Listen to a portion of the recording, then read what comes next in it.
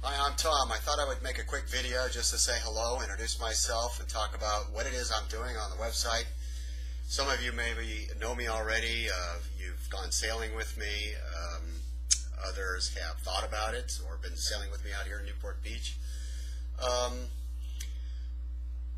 To get more complete information, you can go on my website, which is sailwithtom.com.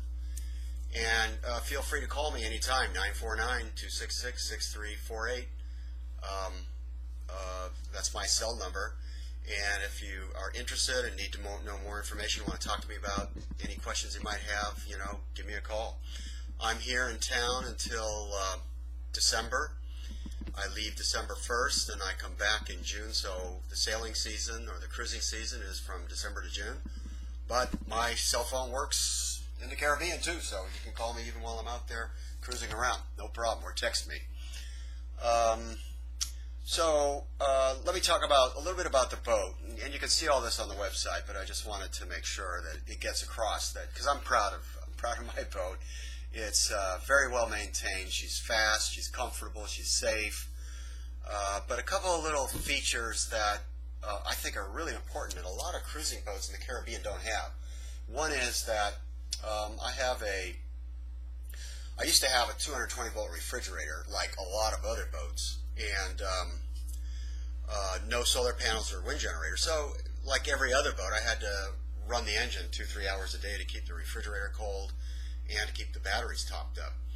But I got rid of that refrigerator and I put in a 12 volt refrigerator and put in solar panels and a wind generator. So now I never have to run the engine to charge the batteries, which is really, really nice. Can you imagine you're at a beautiful anchorage watching the sun go down, enjoying a wonderful meal, and you got to run the engine to charge the batteries. So there you are, listening to this diesel engine and smelling the fumes. Kind of takes away from the ambiance.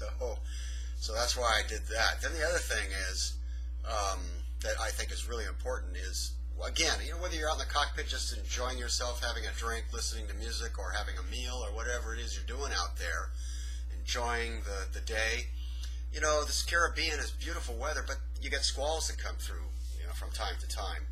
And a lot of boats do not have a weatherproof cockpit. They'll have a Bimini top, perhaps, and maybe sometimes a Dodger, but they're not integrated in so that it's not completely weatherproof. So when it starts to rain, and downpour may last 15-20 minutes, but if you're right in the middle of a meal or something and everybody's racing to go below, well, Monet 2 has a complete weatherproof cockpit, but it's still very airy, breezy, open, and there are flaps that we put down when we see a squall coming in. It takes literally 40 seconds to get it prepared for a squall, and maybe 50 seconds to open it up again. So those are just a couple of things. Besides that, Monet 2's got a lot of extra equipment. She's really my baby, so I take really good care of her. So let's see, what else should I mention? Yeah, the cruising grounds, and there's three basic types of trips that will go on.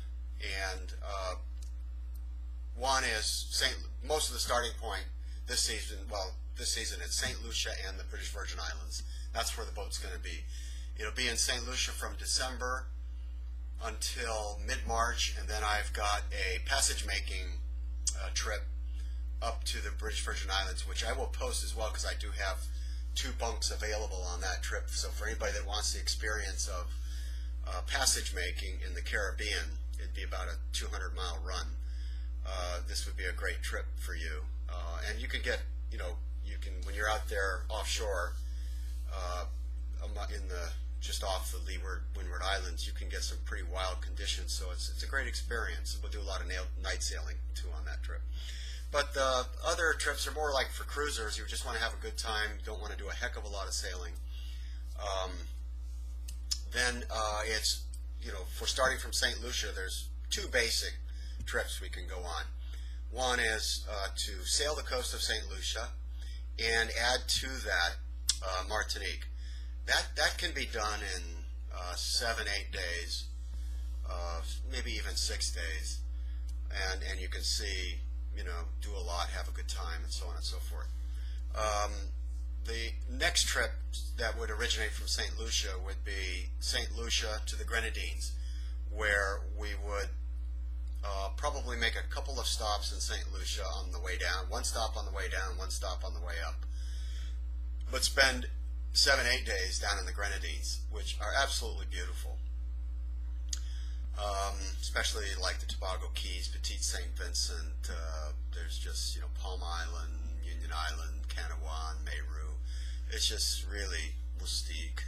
There's a lot of great places down there. And then the other is the British Virgin Islands. And probably a lot of you have already been to the British Virgin Islands. It's one of the most popular cruising grounds, and I love it too. It's a great place to sail. And then what's really nice about the Virgin Islands, especially if you're kind of short on time, you can do a reasonable trip in 6-7 days there. But the real convenient thing is the airport. There's a little bay called Trellis Bay, which is literally a 5-minute walk from the airport. So I pick people up right there at the airport. I'm standing there waiting at the arrival gate, and walk you down to the Trellis Bay with your luggage and jump on the dinghy and go on out to the boat, which we'll have moored in the bay, and then maybe do a little shopping, and then off we go the next day. In St. Lucia, there it's a little more complicated. Well, it's not complicated, it's just the fact that the airport is a ways away from where the boat is, Rodney Bay Marina. So there are two airports in St. Lucia. One is Vieux Fort, which is becoming the airport. There's very few flights internationally coming from the U.S. into the other airport, which is Castries. Castries is closer. Castries is about a 40-minute taxi ride, 30-minute taxi ride. Vieux Fort is about an hour and a half.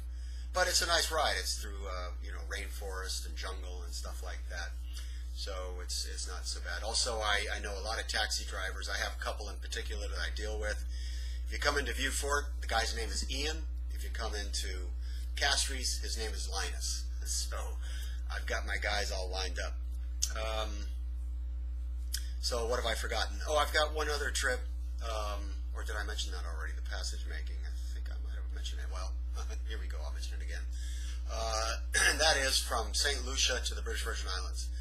It's a trip about, I don't know, I've already got 3 people signed up for it, so I've got a double bunk available, and I'll put that on the website as a meetup. But it's for somebody who would like to get a little offshore passage making experience. Not sure where they're going to want to stop.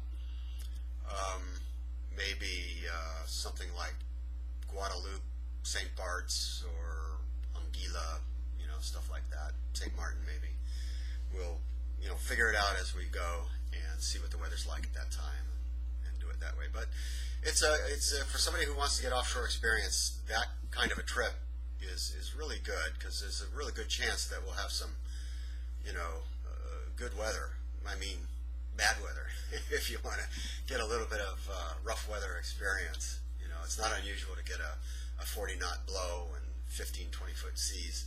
So, if you want that kind of an experience, it's a fun trip. Let's see. I think that's about it. So, again, my website, sailwithtom.com.